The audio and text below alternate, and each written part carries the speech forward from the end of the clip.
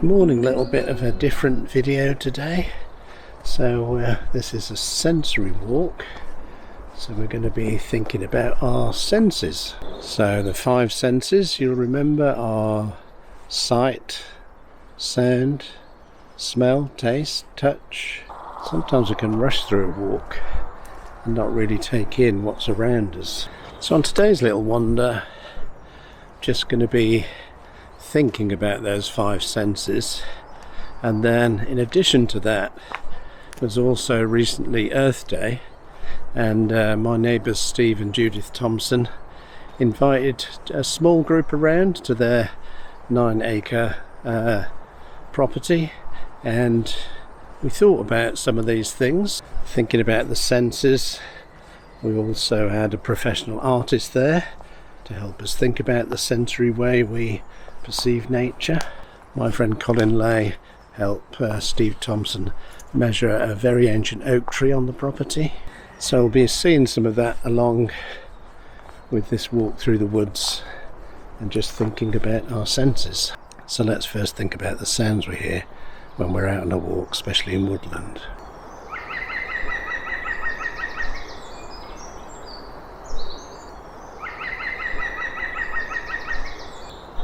Just treading very slowly and trying to be quiet as well, and just catch some of the bird song. There is some distant traffic noise which is slightly annoying, but I think we can hear the bird song over that.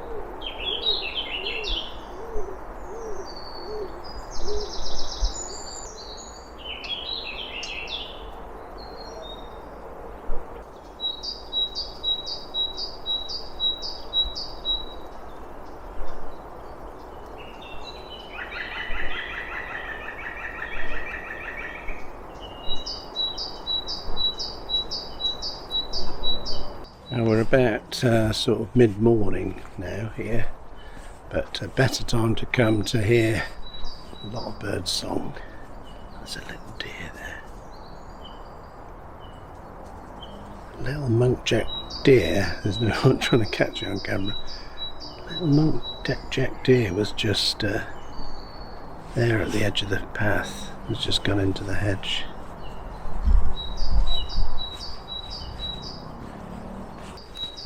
Yeah, just went in there.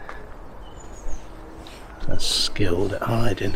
And this woodland does have a lot of deer in it. If you come sort of at sunrise or sunset, you're very likely to see deer in here.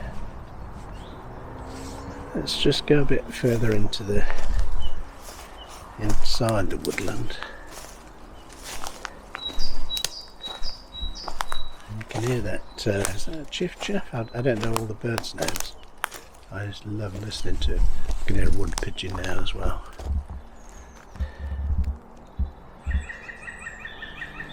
Now that sort of laughing noise, is that a green woodpecker? I used to have a friend who was like a bird expert. He's passed away now, but he was one of Britain's top bird experts. And we were walking through a woodland like this, not this one, but one further north. And I remember once he said to me, "Do you want to see an owl?" No, you can't just magic an owl out of thin air. I can hear a motorbike now, which is not what I want to be hearing. Anyway, what my friend had heard was some crows making a distress call, and he knew that that was probably the sound they were making, because an owl was nearby. And sure enough, we walked into the woods, and there on the branch near the crow's nest was an owl, not batting an eyelid. Still got the traffic noise a little bit. I'm trying to just get away from that. Now, the other thing obviously I'm using a lot of is my sight, looking around and listening at the same time. One thing I spotted up here behind me is an owl box. I think that's a barn owl box or tawny owl box. I know there's different shaped boxes for different type owls. So we talk about coming for a quiet walk in the woods, but actually we just slow down and we stopped walking Just listen for what we can hear.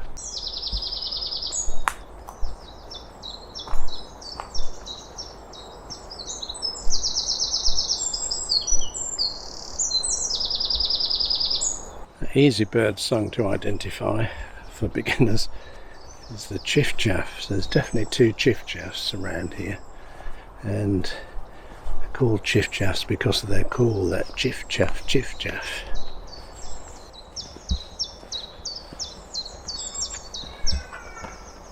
Now I can hear some children, but that's also part of the hearing, the sense of hearing.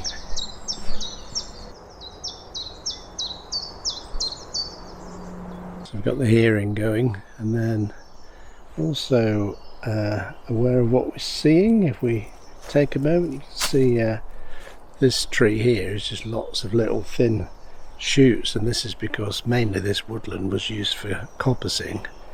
And you basically let the tree grow a bit and then chop it back, and it kind of doubles. And you use the thin stems for little fences or barriers, or poles for gardening, or all sorts of other stuff, or slightly thicker ones like this for firewood. So there's lots of thin trees in this particular forest, but there's some ancient trees like this old thing here, like Treebeard from Lord of the Rings. And if you want to do this, for example, there's one of the thin ones. Just feel that bark there is relatively smooth, and then you've got this old tree here with a very thick bark with ridges in, and then obviously this is certainly over 100 years old, maybe more. It's been here a long time. One of the ways to work out how old a tree is, obviously you can chop it and count the rings, but if you want to leave the tree standing, there's another way. And on the Earth Day sort of celebration that we had at Danecroft, Stephen Collin measured an old oak tree that I think is about 250 years old. Where are you? Oh, there you go. I'll leave it with you. Yep. I'll follow your lead.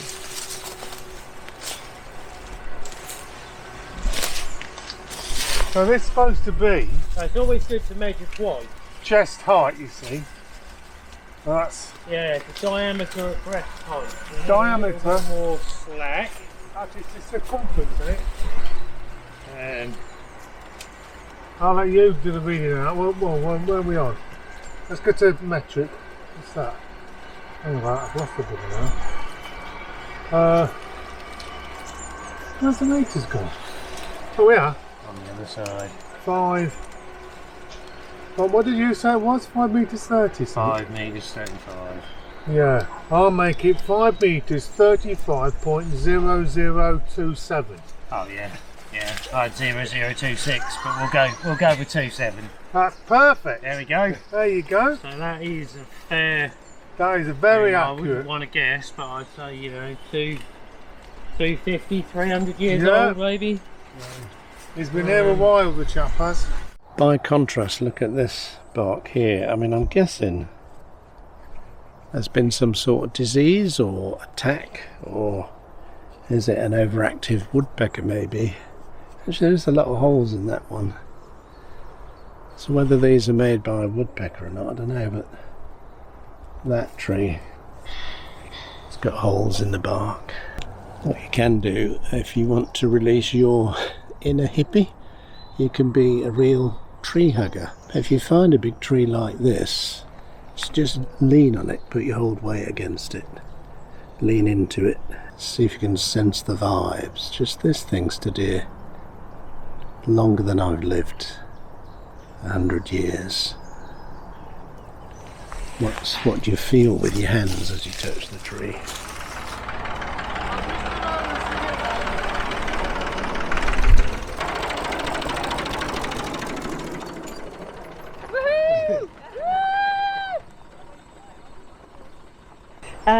As an earth walker, I will use all my senses to make personal connection with nature. Leave the trail whenever possible. Collect appreciations instead of names and things. Spend time alone communing with natural places. Seek new ways to express my feelings for nature. Look at nature's small details and large patterns. Share feelings and insights, not just observations. Restrict my use of common tools for identifying and capturing nature. A multi-purpose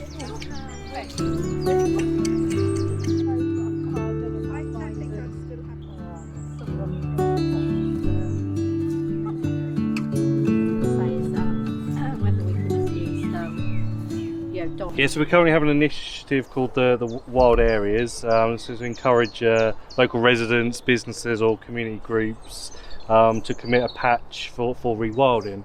So currently we have, well, with your 9 acres, we now have 16 acres committed, and that's been within the last few weeks. So yeah, so come to bring you the sign. So the sign goes up, and Cos very kindly brought us 3. But Fiona, I'm wondering if have you approached well, through Dawn's film, this would be really good, because this is about immersing yourself and being inspired by nature.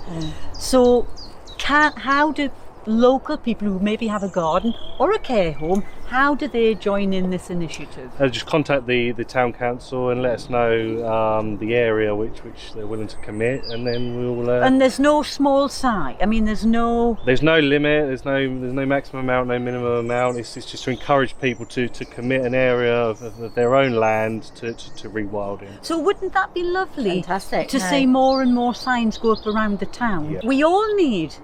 Well, that's what I was We thinking. all need the food. full We words. all need water.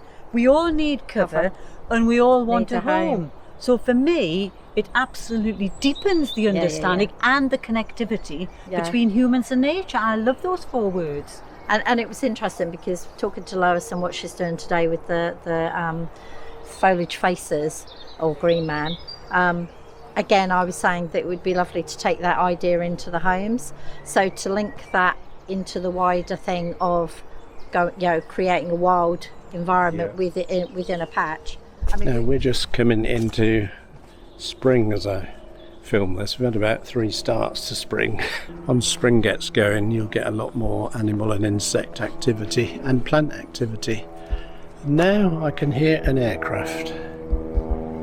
So what I was saying about spring, when you get the warmer days, when already the trees are coming into leaf, flowers are budding, and the more you get into it, if you just find a place in the summer and sit down, you'll see some amazing things.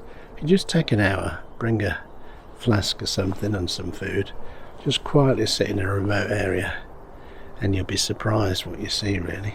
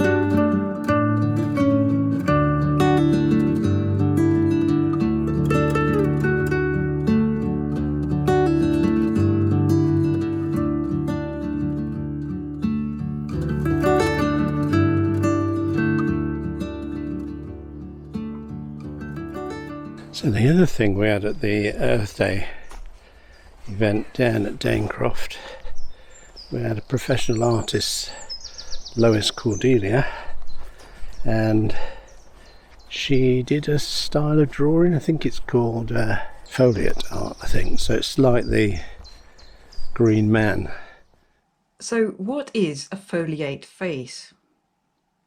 Foliate means leafy, covered in foliage, or leaf-shaped. So essentially it's a face surrounded by leaves. The Green Man, or foliate face, is a timeless symbol that appears in ancient carvings as a face surrounded by leaves. It is a symbol of the endless cycles of rebirth, regrowth and regreening in nature. It is as if we stand face to face with the spirit of nature, who meets us with a calm, level gaze, or a playful, mischievous grin. Many Green Man carvings suggest this playful game of hide and seek amongst the foliage. Yeah, so Lois was there, and she was sort of demonstrating how to do one of these drawings, and she took a photo of Greta Thunberg, is it, the climate activist girl, and she did in the style of this foliate painting, making the face from leaves and flowers and so forth, and here's how she did it.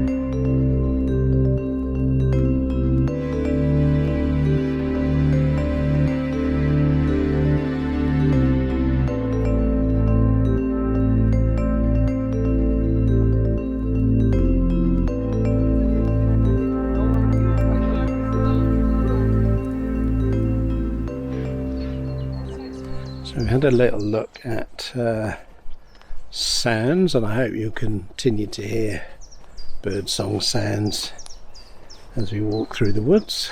And we've done the most obvious sense, which is sight, so we've seen quite a lot of things. And we've had a look at the sense of touch, so you could touch the bark of trees, but also on some trees you'll find little moss growing around the bottom. And just feel how smooth the moss is. Some mosses are very smooth, especially if it's been a wet day. If you touch moss like that, you'll find it's almost like velvet, depending on the moisture content. Some of the birds there.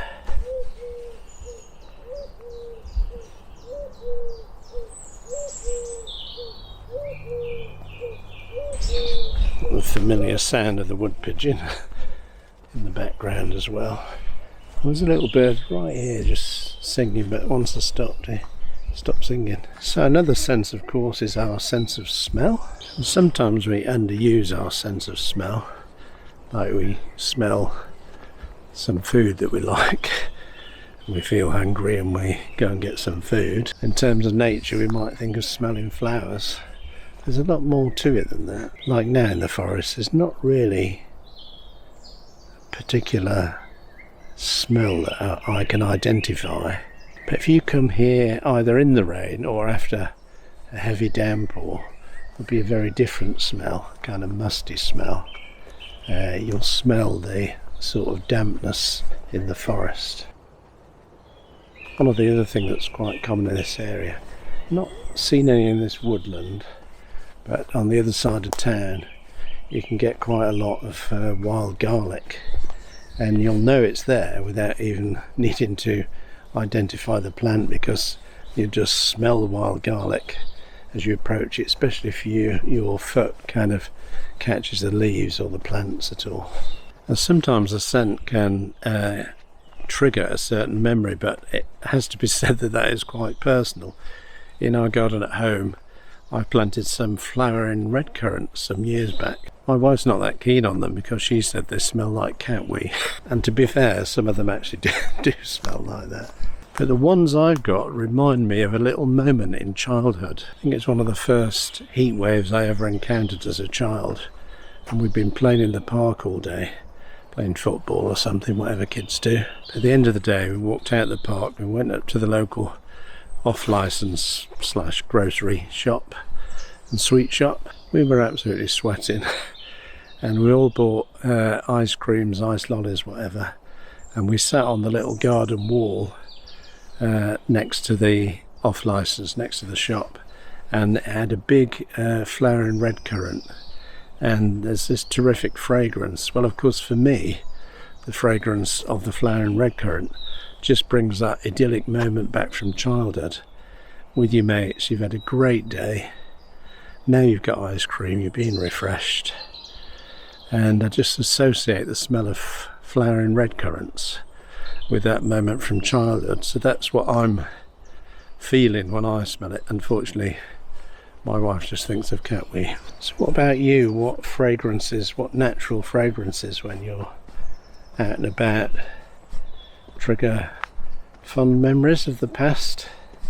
Yeah, for me, I mean, the strongest one really is that flowering red currant plant, and those summer days, I think primary school days, just being happy as a kid. Obviously you've got things like lavender and rosemary. If you brush against lavender or things like rosemary, you will get the fragrance of the plant quite strongly. Of course, the other thing that you don't want to touch when you're in a woodland like this is if you come across some stinging nettles. They might be good for soup and stuff, but you don't want to brush your hand against them when you're on a walk. The moth. Robert, come on. Take a jar and have a look. Just be very, be quite gentle and share it with someone. And there are something like 2,500 British moths compared to a very small number of butterflies.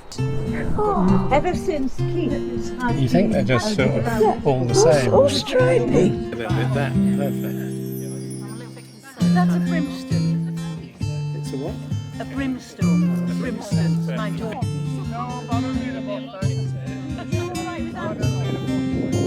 That is a muslin moth. That is a common Quaker. So you've got Quakers and Muslims. All sorts of religions. Yeah, exactly. And the name. Panic mode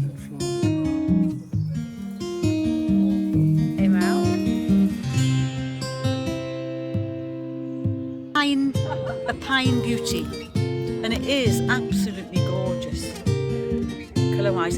And Della, can you believe it? They feed on pine needles. How can moths survive on a pine needle? Open your hand and